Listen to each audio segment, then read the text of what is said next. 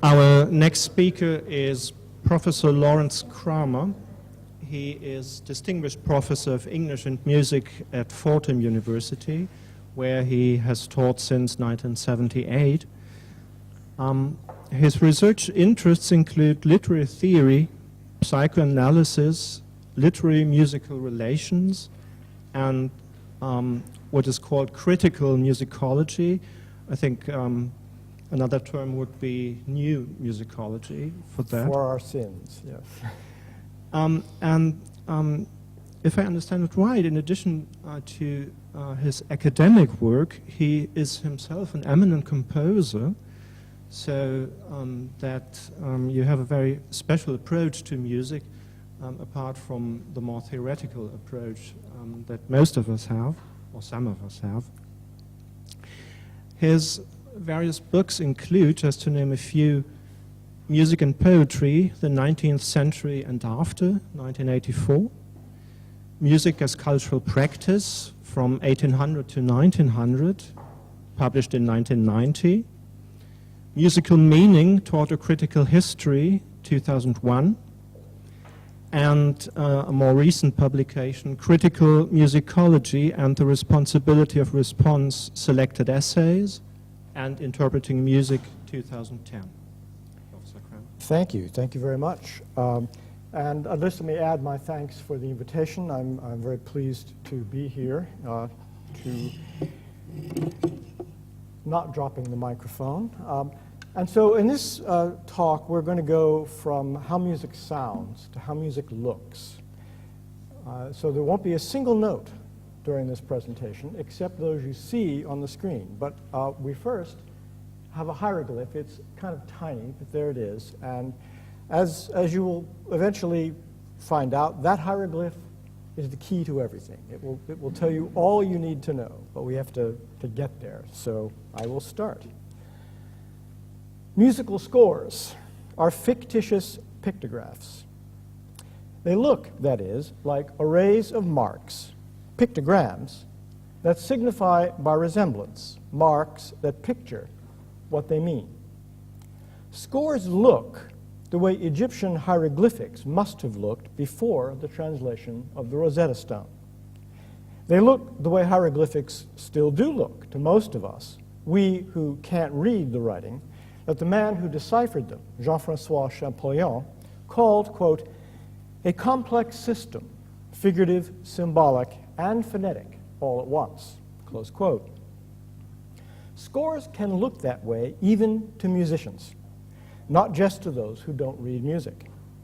The small grace notes, the graceful slurs, the carefully angled beams, all suggest the pictorial representation of sound, and at the same time, a representation of the sound's expressive value. The pictograph incorporates an ideograph. But, of course, scores are actually not like this at all, are they? Scores are code. If we continue the comparison to linguistic writing systems, we read scores phonetically, not symbolically, don't we? Well, yes, but also no.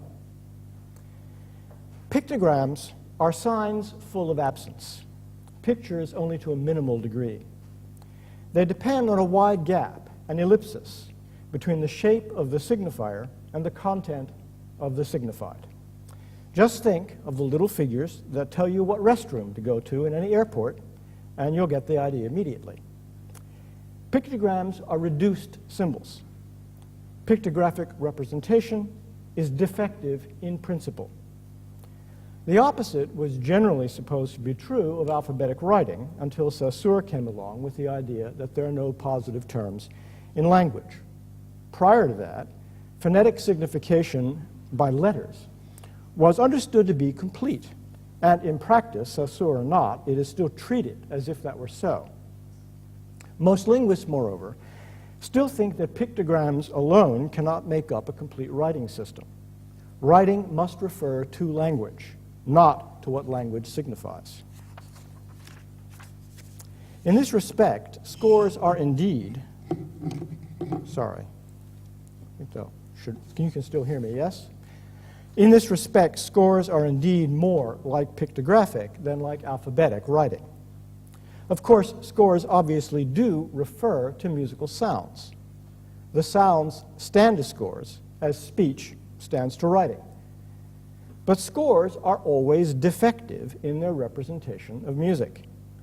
And precisely that defectiveness may encourage the use of pictographic supplements as much as it does verbal supplements, such as espressivo or appassionato or nicht schleppend. So it is worth looking into the possibilities that scores, at least some of them, have a genuine resemblance to pictographs, and historically speaking, to those other fictitious pictographs that have had the strongest hold on the European imagination since the 18th century, Egyptian hieroglyphs. The first half of the 19th century produced a significant handful of scores with a strong hieroglyphic element. Unlike Baroque eye music, these hieroglyphic passages primarily depict the music that they help to notate, not what the music depicts. Or rather, as I suggested at the outset, such passages incorporate a depiction of the music's expressive value into a depiction of its sound. Unlike ordinary tone painting, which is a form of mimetic reference, musical pictograms refer not to scenes or objects, but to the process of referring to such things musically. The sources of this phenomenon arose mainly in the 18th century and had fully crystallized by the turn of the 19th, though the phenomenon itself was relatively short-lived. Musically, it was largely exhausted by 1840. At least, that's what my text says. The more I have worked on this topic, the more I realize that the tradition has never entirely died out, and I found myself wishing that I either had enough time or had the presence of mind to rejigger this paper and put in a remarkable example from Benjamin Britten that I presented in another context. So I'm not sure it had run its course by 1840, but the quantity of production of these passages drops off at that point. And by the way, people will be aware of this, that when you get into the 20th century, you get into avant-garde composition, you also get the development of graphic scores, which is a type of pictorial representation that is loosely related to the kind of hieroglyphic tradition that I'm talking about, but it's really quite a different sort of thing and has very different sets of prerequisites. So I'm kind of bracketing that entirely as I talk. So back to the text. The determinants of the score as hieroglyph include the abandonment of figured bass, the growing commerce in full printed scores, and the rise of the work as the musical object par excellence. Equally influential was the conjectural history linking the rise of civilization with the progressive development of writing systems. This project, extending from Condillac and Rousseau to Hegel and Grimm, involved an ideologically charged polarization of pictorial and alphabetic writing. Hieroglyphs, understood to be neither the one nor the other, occupied a transitional role in the resulting narratives. Both before and after Champollion deciphered the inscriptions on the Rosetta Stone in 1825, Egyptian hieroglyphs provided a middle term between the pictorial and the phonetic. From that position, of the mediating capacity of hieroglyphic writing could extend to a series of other and more obviously fraught oppositions, including nature and spirit, the sensuous and the conceptual, the primitive and the evolved, and there are more, obviously. Well, hieroglyphs in this guise had long been associated with religious mystery and the mysteries of nature. The association was both positive and negative. On one hand, hieroglyphics were traditionally understood as a secret priestly code meant to protect sacred knowledge from the uninitiated. On the other hand, this secret language transmitted esoteric knowledge more fully than any other. Giordano Bruno, writing at the end of the 16th century, surmised that hieroglyphic writing, quote, was taken from the things of nature and their parts. By using such writings and voices, the Egyptians used to capture with marvelous skill the language of the gods, close quote.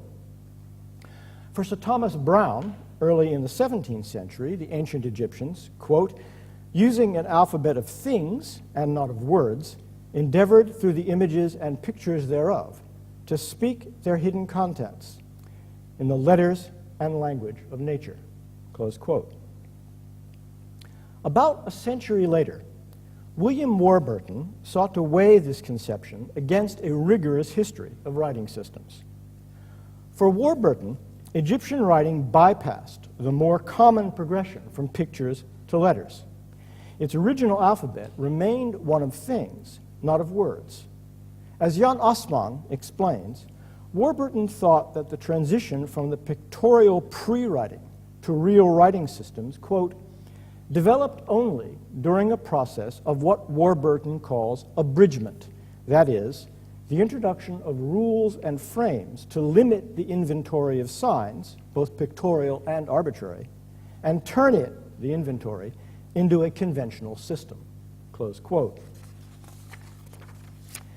In his Divine Legation of Moses, 1741, Warburton corrected the traditional idea that all hieroglyphics belonged to secret priestly codes.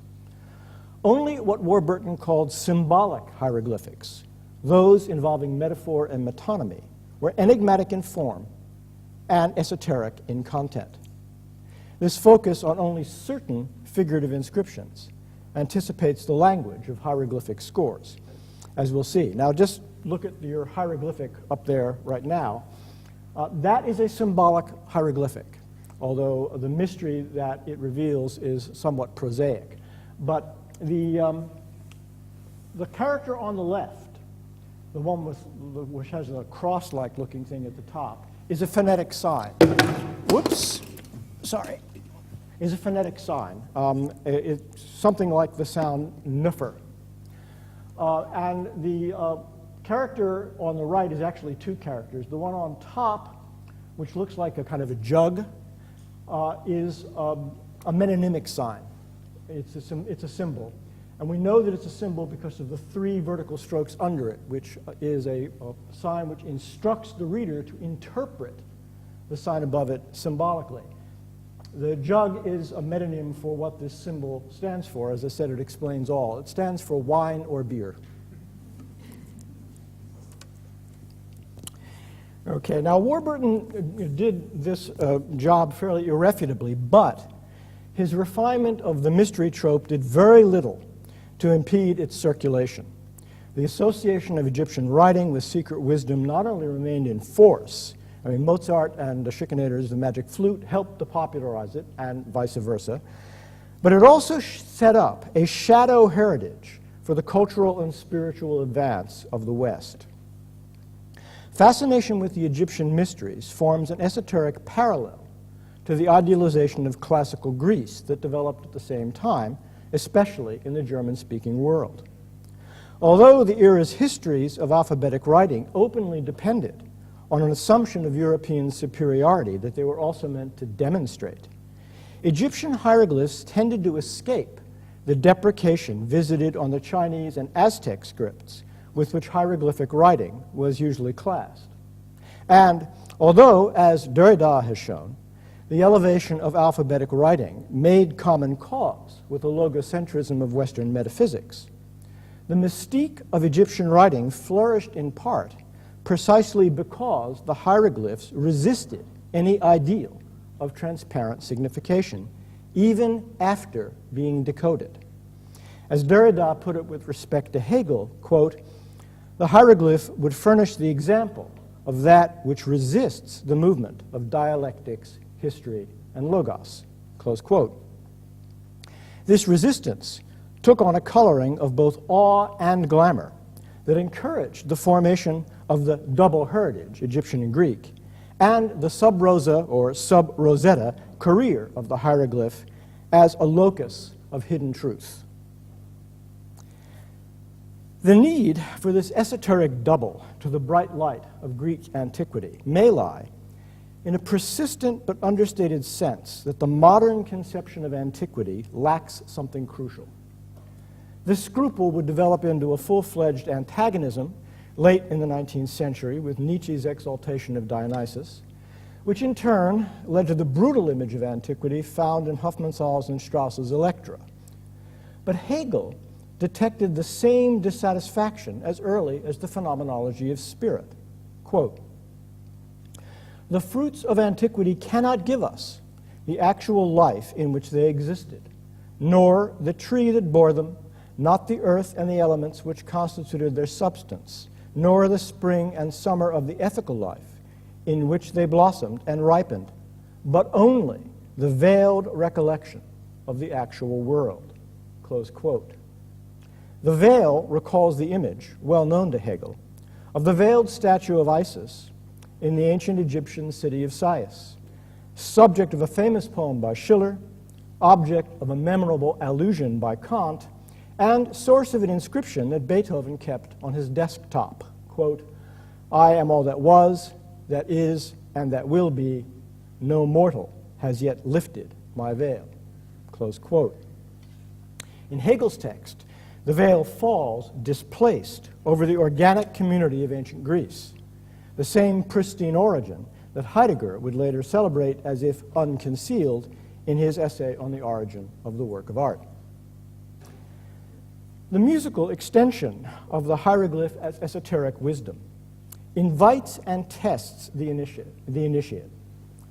It sees in the topography of the score the potential for secreting inscriptions that resemble symbolic hieroglyphs, figures that will reveal their secrets only to the performer or score reader who has the learning and who takes the trouble to interpret them. The production of these score symbols overlaps with an increasing awareness of the role of symbolic expression in art and culture, although, as always, the symbol meant different things to different people. Coleridge, like Goethe and Schelling, regarded the symbol as the medium, permitting, quote, "the translucence of the eternal through and in the temporal," close quote, probably known to you all. Hegel thought almost the opposite. He regarded symbolic expression as only the starting point for such translucence, and in some ways, a stumbling block. It is in its role as a middle term between image and code that the hieroglyphic inscription provides a model, or at least a parallel, to the musical score.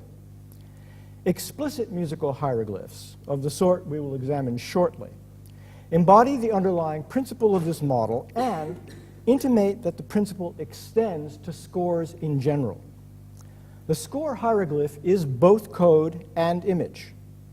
It can be deciphered only by filling the pictographic gap, only by correcting the imperfect relation between the reduced symbol and its meaning. With music, this requires the action not only of a thinking subject, but also of an embodied one, a subject who interprets the symbol by animating it. From one perspective, developed by Hegel, the act of animation would actually be a reanimation. Musical experience arises from an act of restoration that turns the symbol, formerly a pyramid-like tomb of its meaning, into a house where meaning dwells. For Hegel, such reanimation is impossible with pictograms. Its possibility arises only with the musical score. Hegel did not make that connection explicitly, but Liszt, when he wasn't writing excessively long settings of Goethe poems, did, writing that the task of the performing musician, and he had virtuosos like himself in mind, was precisely to animate the score's lifeless notes. Although Hegel and others saw alphabetic writing as a vehicle of progress toward freedom and self-understanding, the Enlightenment idealization of ancient Egypt made the hieroglyph, together with the petroglyph and the pyramid, a symbol of ancient wisdom.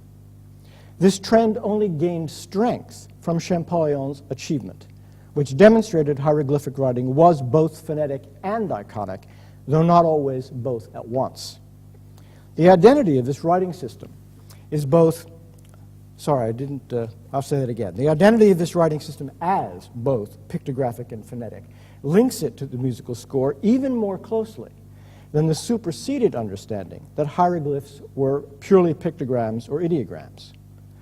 Although there is no simple cause and effect relationship that connects the hieroglyph as inscribed wisdom with the score as hieroglyph.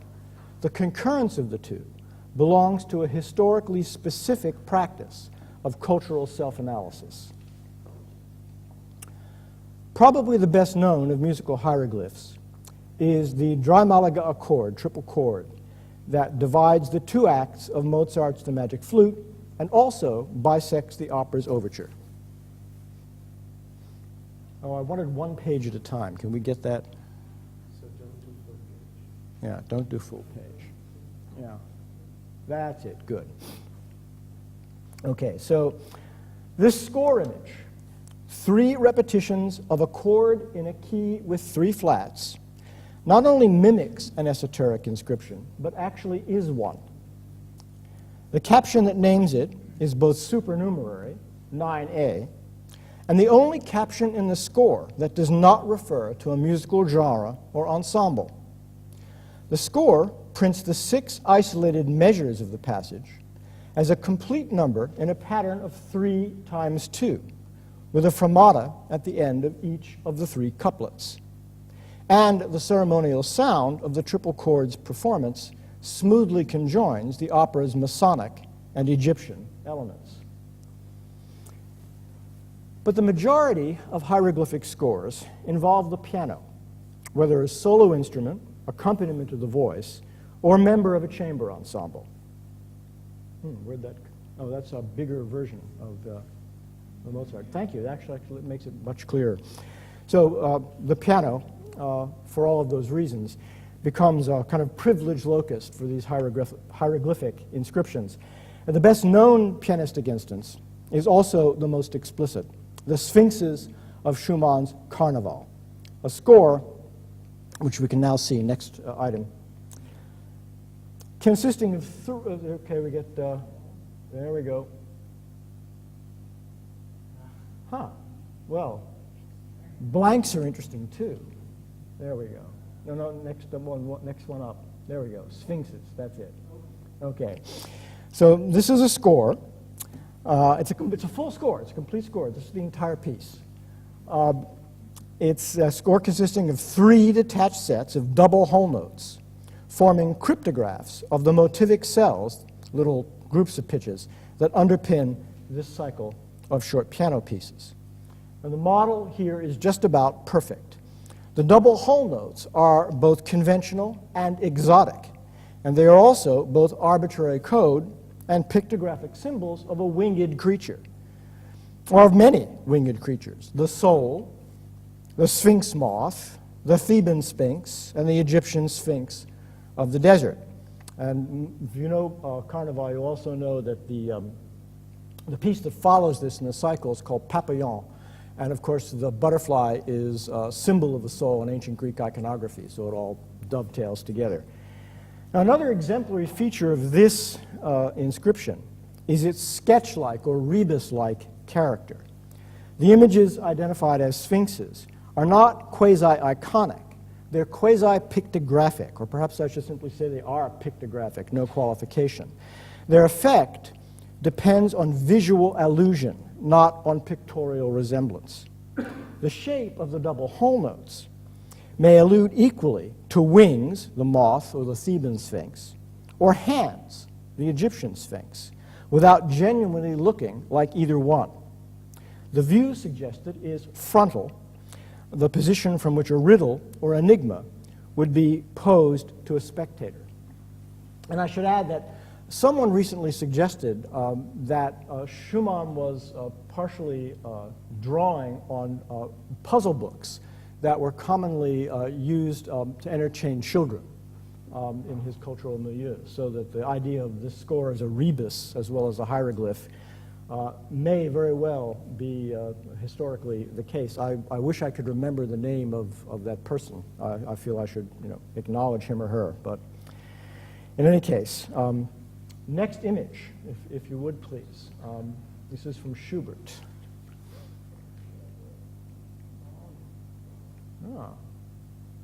Okay.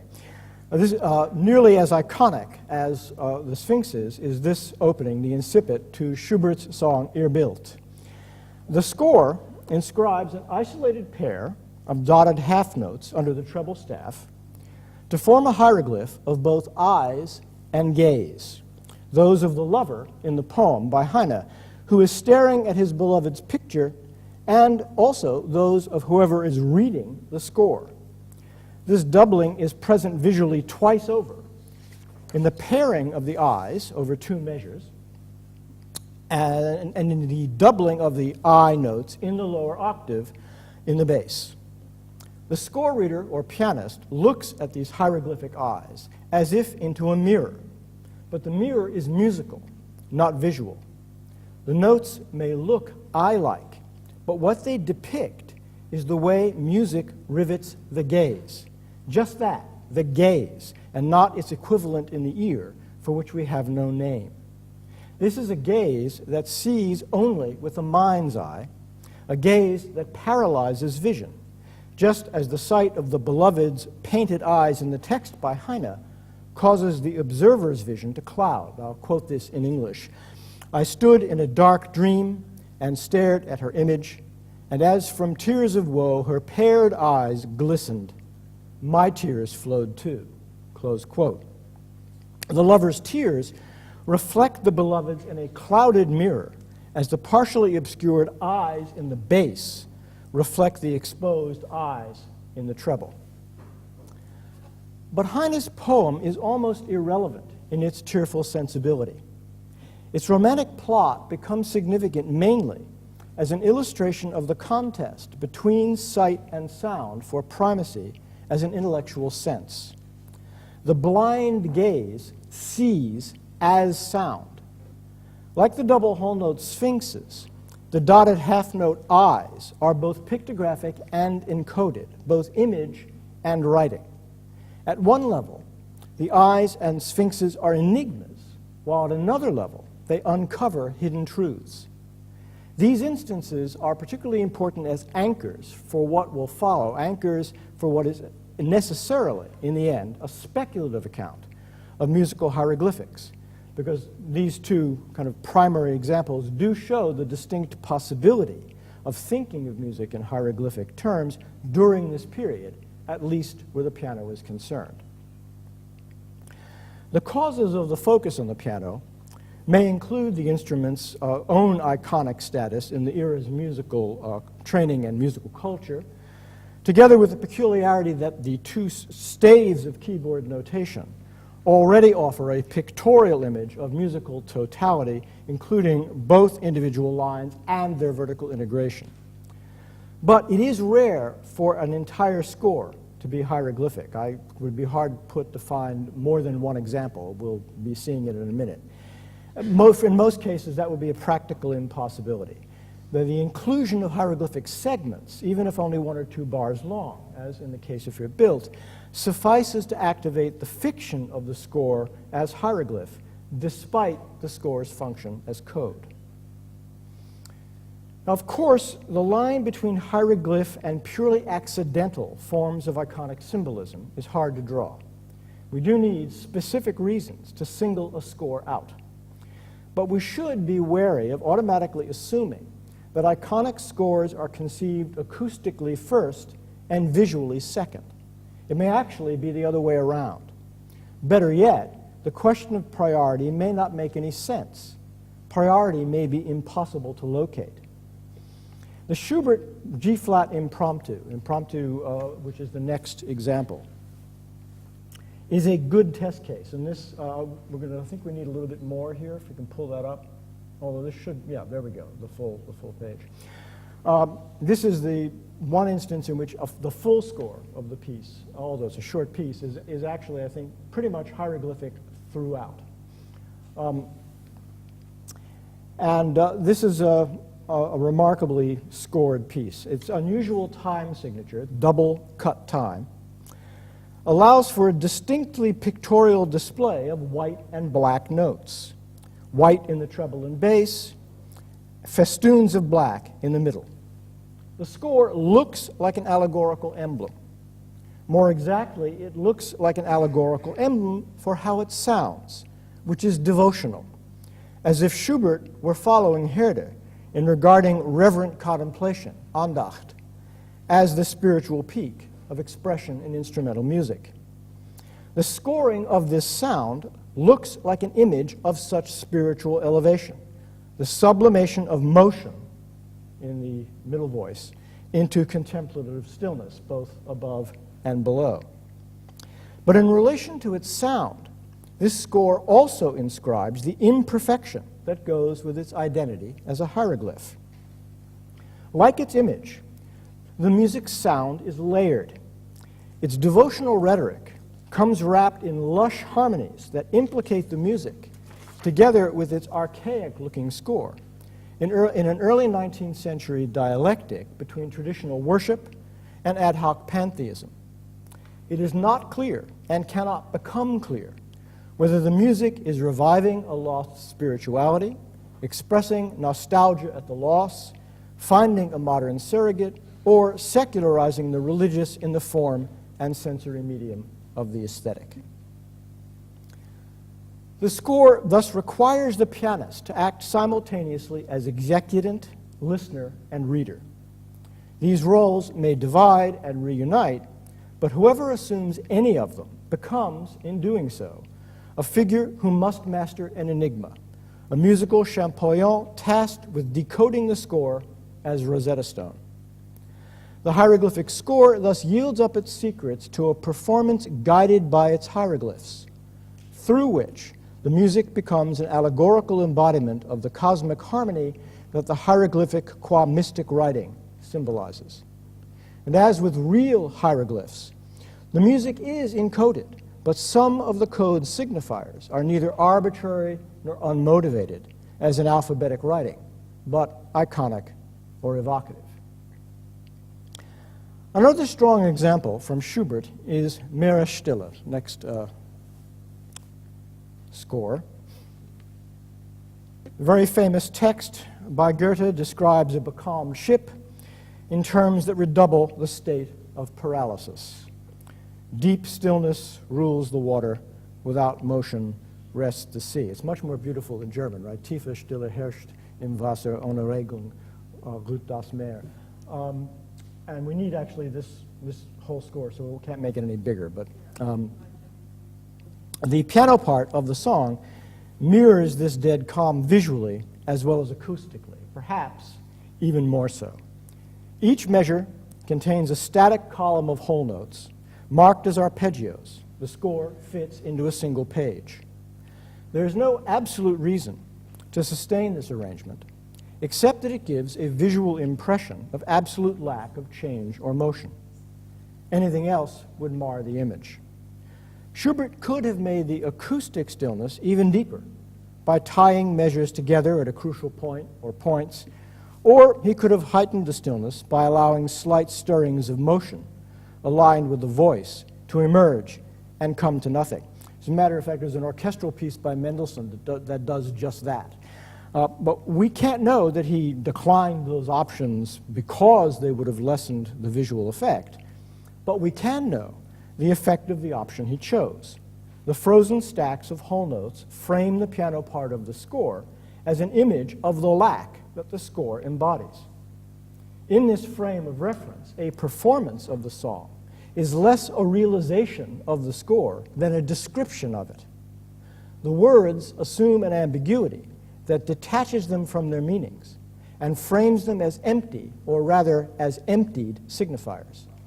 What the words say refers to the fictitious ocean voyage, to be sure, in both its figurative and literal dimensions, but the same words at the same time also refer to the music that sets them.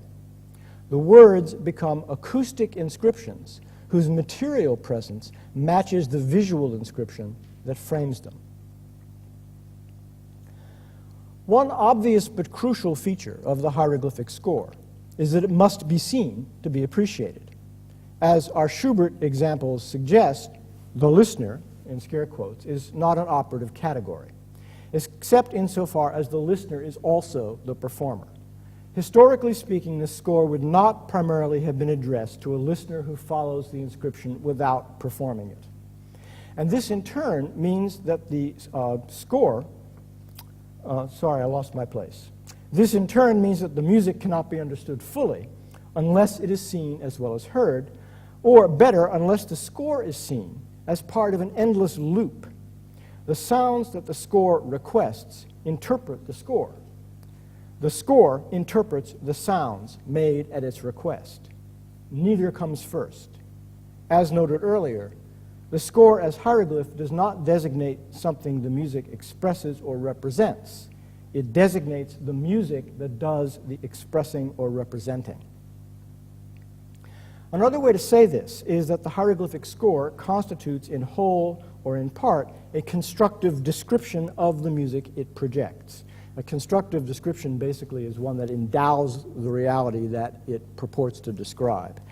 Like the diverse image texts, loose collections of textual and pictorial antecedents that always go along with music, the hieroglyph forms a primary source of the music's expressive identity. For instance, the score of Schubert's G-flat Impromptu plays on the assumption that note values carry an informal time feeling. Schubert's double-cut time again turns out to be as much or more symbolic as it is practical. This score sounds faster than it looks. The melody proceeds almost exclusively in long white notes, whole notes, dotted halves, and half notes that float serenely over an inner voice in eighth note triplets. The triplets move much more quickly than their note value and their spacing on the page would seem to suggest, something they must do precisely in order to give the melody its serene breadth. There is thus a contradiction between the visual velocity of the triplets and their acoustic identity as a steady murmur between treble and bass. To perform the triplets is to abolish them, to etherealize them, as if they were imaginary sixteenths or 32nds. And this effect is part of what the music means, part of its image of transcendent contemplation or prayer. One can even feel this, and I guess you can actually also see it, in the fluttering or weaving motion of the fingers between the treble and the bass. The score multiplies these effects visually by spacing that allows for only 2 measures per system and that widely separates the notes of the melody. The way the score looks, and that's looks, not reads, reinforces the sostenuto impression made by the way it plays. Another cardinal instance of hieroglyphic scoring, this is the last one, is the whole note counterpart, I always do that. Another cardinal instance of hieroglyphic scoring is the whole note counterpoint in the coda of the first movement of Beethoven's Les Adieux Sonata, more properly Das Lebewohl. If we can bring up the next image. Okay. To review quickly the pertinent facts about this piece, all of them famous, Beethoven entitled the 3 movements Lebewohl, Abwesenheit, and Wiedersehen, farewell, absence, and reunion, and he inscribed the syllables Lebewohl over the falling 3-chord motive that begins the slow introduction to the first movement. This farewell inscription finds an echo in the rising 3-note motive that begins the movement's main theme. So you begin bum, bum, bum, and then when the allegro starts, it's bum, bum, bum. So that's clear enough. So that's the way it all starts off. And then the whole notes come at the end, much, much later, to replace alphabetic writing by hieroglyphic inscription. Unlike the white notes in Schubert's Impromptu, the whole notes in Beethoven's sonata involve compression rather than expansion. The notes strip the Lebewohl chords down to their essence to bid both the traveler and the movement a final farewell, or rather a reluctant series of final farewells whose whole note phrases entwine with and echo each other. These phrases trace out a 4-fold contrapuntal rotation that isolates each whole note in a single measure. You can see every second measure occupied just by a single whole note. The visual result is a depiction of the note's utter solitude, and hence of the equally stark solitude following the farewell that the movement has narrated. Where do these notes come from?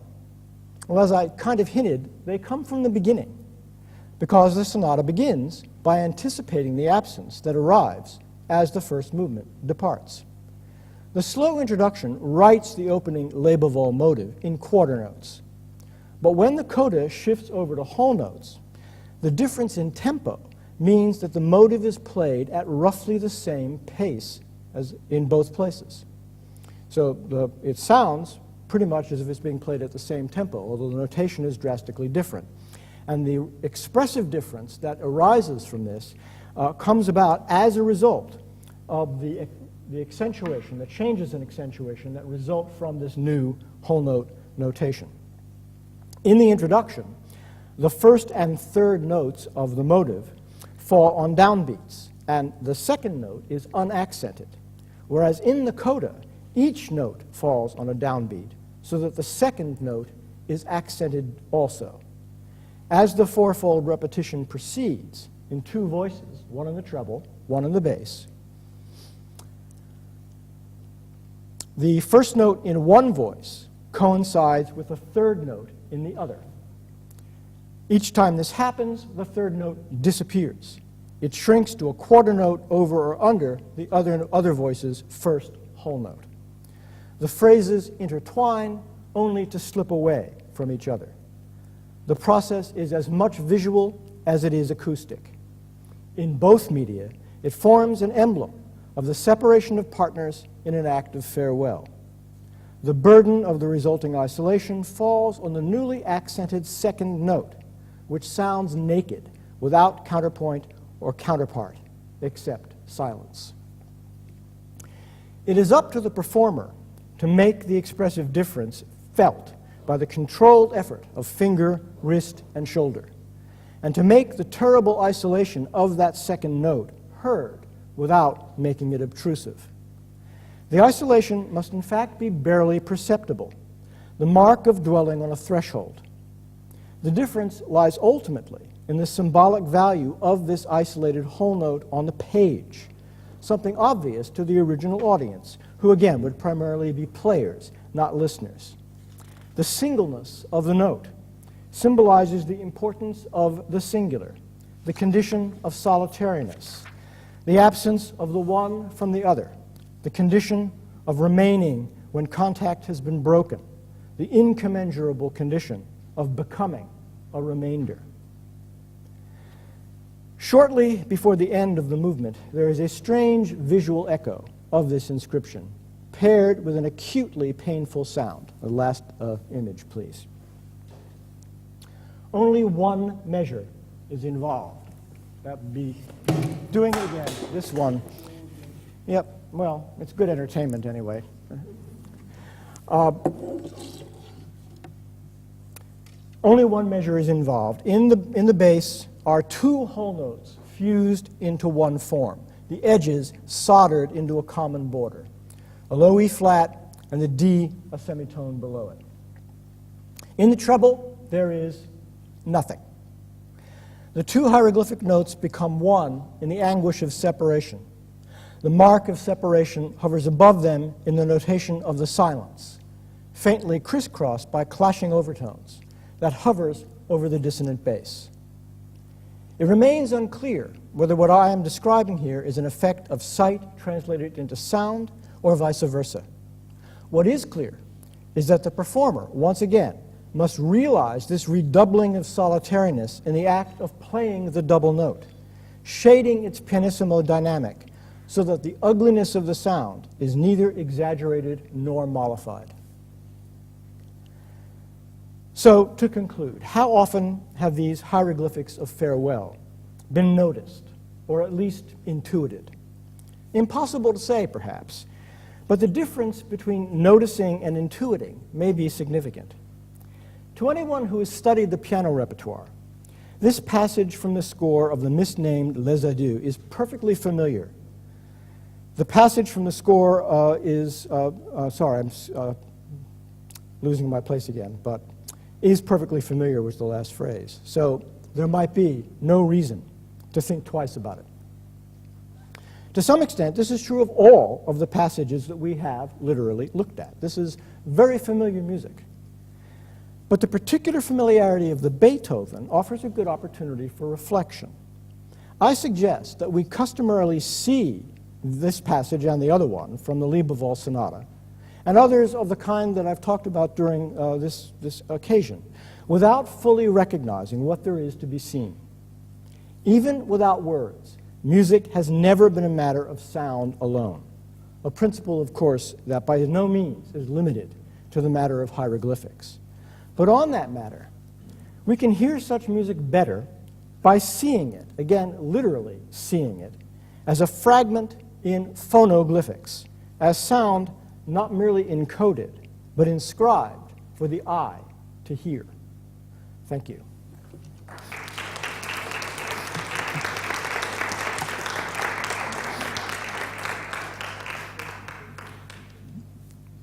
We have 10 minutes left for discussion. Michael. Thanks for a wonderful talk. That was really interesting. I may have misunderstood the spirit of one aspect of your talk, and if so, then forgive my question. But the contrast between the way alphabetical writing works seemed to be so implicit throughout the talk. So these scores are not working like that; they're working with these hieroglyphic components. And one question that occurred to me in that connection was, well, but is it so clear that alphabetic writing doesn't have hieroglyphic aspects too? Mm-hmm. So, for example, there might be, I suppose, exceptions. If you think of ancient boustrophodon writing, where all the letters are the same size, there's no word spacing, and it just sort of goes monotonously like this. Maybe there isn't a whole lot of hieroglyphic communication there, but in a typical modern text, you have, the title size is bigger, mm-hmm. The spacing of sections with different fonts. Take the Goethe poem, the way lines are divided up. Ruhest du auch is a line by itself, sort of hieroglyphically communicating the aloneness, the importance of this final fact that's communicated, that you're dead to or you're quiet sure. to. And so on and so forth. Word spacing would be another example. And similarly to the way you were saying that the hieroglyphic components of the score feed into the understanding of the music. If you have a musician, a really educated musician's understanding of the music, one would presumably want to say the same with these features, the word spacing, the line spacing, and so on, the title. Yeah, this is absolutely right. You noticed I used the term image text, and that term is borrowed from Tom Mitchell. And as you probably know, you were at Chicago, right? Yeah. So I don't know him very well. Yeah, but and he has this wonderful statement: all media are mixed media. So that principle would certainly apply here as well. And in fact, there was an interesting thing that I noticed with a certain amount of vexation as I was preparing this paper, which speaks directly to the point that you're making. These images were generated with music notation software, this preparation for publication of the article. And you submit these things in press quality PDF, and they get directly put onto the text. But of course, I originally copied these from PDFs of engraved scores. And like everybody who does this, I was using the Petrucci archive, which gives you all these 19th century scores. And of course, the engraving is very elaborate. And the impact of the hieroglyphic dimension of the scores is actually much greater visually when you look at the engraved score. Then that is not only true of these scores, but it's true indeed of the scores in general. And so one of the points that I made along the way, which didn't get fully developed, is that the existence of passages like the ones that I discussed kind of create an imaginary model of score as hieroglyph. It implies to the score to chord. So if you then look at score engraving, particularly as it develops with increasingly elaborateness during the century and also with a great deal of paratextual elaboration as well, that impression only multiplies. And then, of course, it clearly extends into poetic lineation. I mean, I think that there's no question about that. Obviously, to a more dramatic effect in the 20th century when that often replaces metric organization, but clearly evident indeed in the Goethe example and so forth. So The other point I think I would simply emphasize to kind of tilt the emphasis slightly is I do want to keep in mind that the alphabetic and hieroglyphic elements are always simultaneously at work in these scores. None of these examples does not work as code. And that's even true of the most notorious of them, the Schumann. There's a kind of musicological legend that those sphinxes never meant to be played. But there's absolutely no documentary evidence to demonstrate that that is the case. And in fact, over the years, they have been played by various performers, most famously by Rachmaninoff. So you know, even those sphinxes are an alphabetic score, as well as the most notorious pictorial score that we have. That's very right.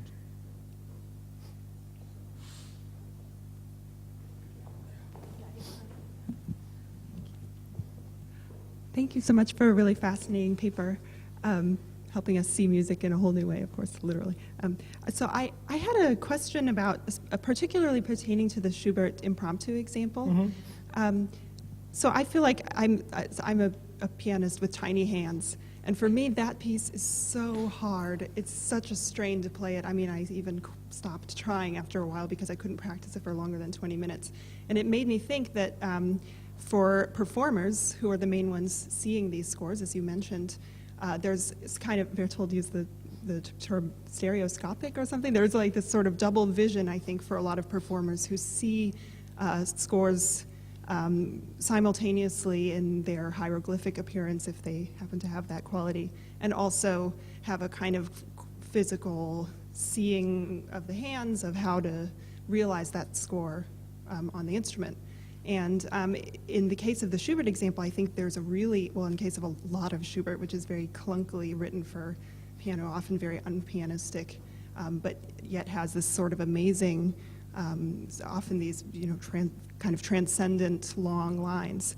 I was wondering what you make of passages or pieces that have this kind of conflict between the strain involved in performing and the hieroglyphic message, or where the hieroglyphic message doesn't fit with the performer's realization of the score. It's a great question, and I've always been of two minds about it. As you just observed for us, a lot of Schubert's piano music is awkwardly written, and it does seem often designed for somebody with very big hands. And if you watch somebody with, you know, hands that can easily span a tenth or something playing this piece, it does have the most remarkable visual effect because of that kind of fluttering, wavering motion between the slower moving tenor and treble and bass lines. So why did Schubert, who would have shared your difficulty because he had small hands, Little Schwammel or whatever. Do this? And I've always been divided in my mind about the answer, and of course it's purely speculative and not definitive. One is he just wasn't being terribly practical. He just wrote it the way he heard it, and you know, it didn't matter if he couldn't play it. He couldn't play the accompaniment to Erlkönig either, and actually prepared a version in which the triplets are replaced by, you know, just 2/8 notes. But the other, I think, is that, well, there are actually two others. One is that he might have been writing for a smaller keyboard, so that it would not have been such a huge issue as it would be on a modern concert instrument. But the other is that, you know, there's a lot of impractical writing by really important composers who are really more interested in the ideal performance than in the performance they're actually likely to get. So it could be that Schubert simply imagined something that he himself couldn't provide, and since that was actually pretty routine for him, he did accompany himself or singers sometime at the Schubertiades, but not inevitably, that it was simply one day the performer who can do this will come along and realize this piece the way it ought to be heard. Meanwhile, the rest of you can have fun trying to play it. Yeah.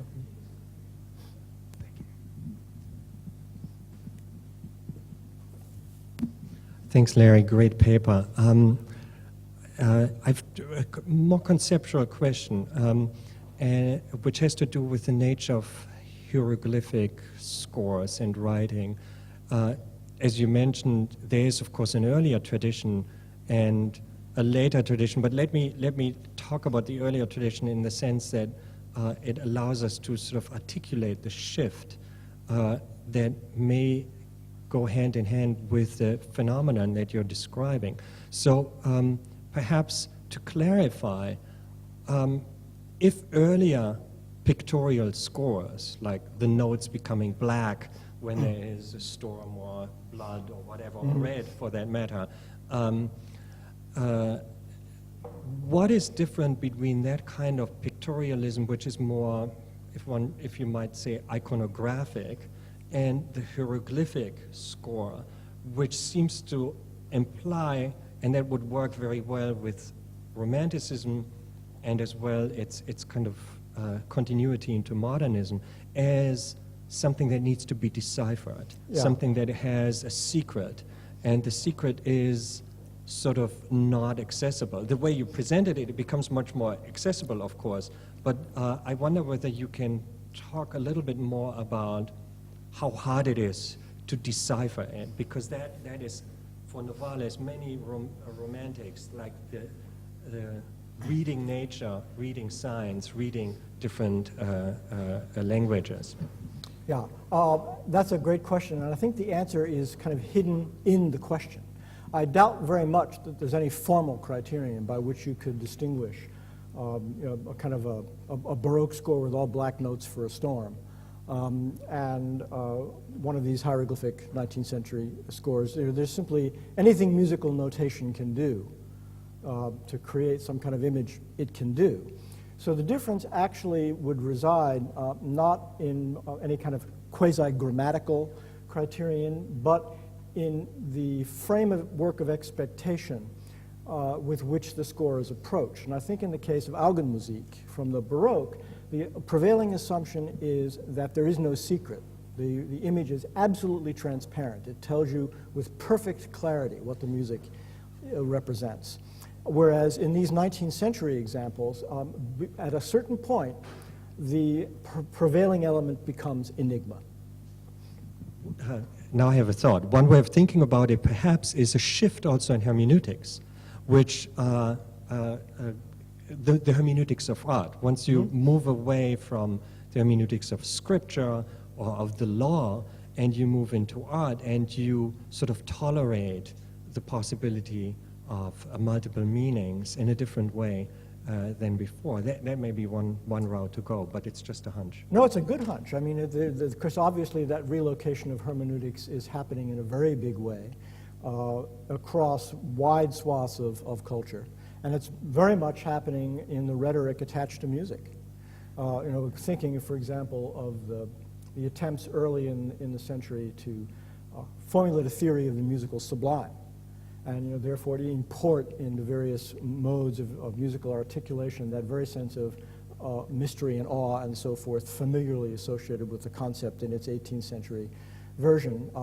And then the even kind of more ambitious attempt by Michaelis to make it the Kantian sublime, which would certainly incorporate that hermeneutic problem right at the center of any piece of music that was recognized as falling into that category. So I think you're right. I think it's a hunch we should follow up. That's good.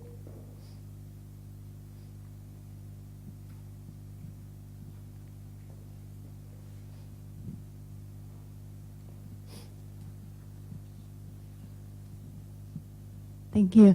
I had sort of an idiot's or novice question about the generation of just a basic level musical alphabet as script or code, and the way that already seems to have an iconic dimension that alphabetic written script doesn't vis-a-vis language, which is just the way that heights and depths relate to pitch. Yeah. Is that part of your Not thinking really. about this, so the way that there's already a sort of anyway. No, we I think are all agreed that in any writing system there's a potentially pictorial element. So there's no pure writing system, no single modality that is only in and of itself one thing. But the importance, I think, in emphasizing the element of musical score as code is that unless you have something really very unusual, if you're looking at a score a kind of a normal musical score. And there's all kinds of ascents and descents in pitch. And you really don't really pay much attention to that unless you have to worry about how to finger a certain passage or what's happening rhythmically. But when you look at that, you don't have to decrypt it. It's kind of an immediate. It's like reading the word dog when confronted with the letters D-O-G. So the sense that the musical notation has a kind of extra layer of complexity or difficulty, which is always affirmed by piano students who say, but I'll never be able to learn to read the bass clef, is just not true. And so it really has a kind of purely alphabetic quality.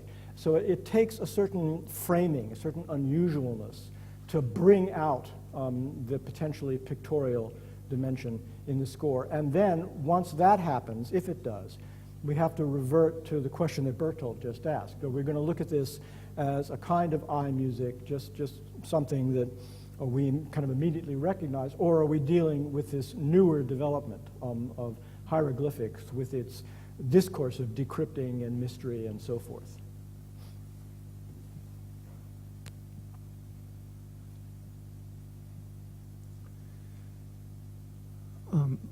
May I ask a question on that?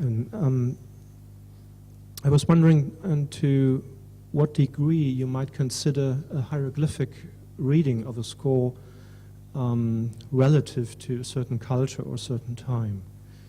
If you take, for example, a medieval score of, say, an Ockeghem Missa, something like that, or,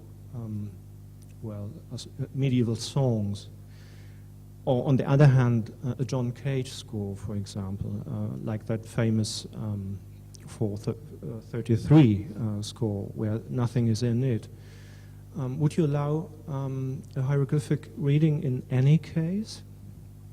I think I would prefer to discriminate. The idea of the hieroglyphic reading is tied up with the 19th century rediscovery of and preoccupation with the hieroglyph and with kind of Egyptomania in general. And it does depend on the Napoleonic adventure in Egypt and on the deciphering of the Rosetta Stone and on the production of popular literature of exotic adventure, which I didn't have time to talk about. So this is a cultural phenomenon which I think is very much connected, intimately connected to its moment. Now, that said, the whole question of music written in earlier forms of notation is very interesting because the kind of score that you would find for 15th and 14th century things, written in neumes, and they depend much more on memory than a score does. I mean, they're not exactly notation in our sense of the word at all. And they do have a double pictorial element. This is a case in which rises and falls in pitch really do matter, and the way in which they're taken. And also, typically, when they're copied out, they're like medieval illuminated manuscripts. There's all kind of paratext associated with them. So that, I think, would be really a separate cultural phenomenon to be unpacked, particularly since there's, I think, one thing which is to some degree lacking in that frame of reference, which is that the score here has to be deciphered in order to be performed, where that is never the case with these scores. So there are differences. Now, with graphic scores, it's first of all, it's hard to get a single category because there are lots of different kinds of graphic scores. But basically, graphic scores are kind of invitations to imagine what the music would sound like if the way the scribble looked was the way you were thinking about the music. So you're not really carrying over an implication of prior meaning. You're taking a cue to invent. So if you were going to scribble these lines as a representation of how you were going to make music, what would the music sound like? And that's quite a different phenomenon. And it's also only one species of graphic score. There are others that are more complex. Actually, Bertolt showed one. I mean, the score of the Berlioz Sequenza, which is kind of, would you say, it kind of falls somewhere in between. You get very clear indications of where to send the voice and how to modulate the voice, but no particular indications of pitch. So there's a great deal of latitude there, and you can realize those notational devices in innumerable ways. So there again, there's a fundamental difference because there's not much question about how you play something like this. I mean, there's a great deal of variety in performance, but it's all going to be performance of those notes in that order, in those rhythms, in that key. So that would be a difference too. Yeah. Very well. Thank you very much. Thank you.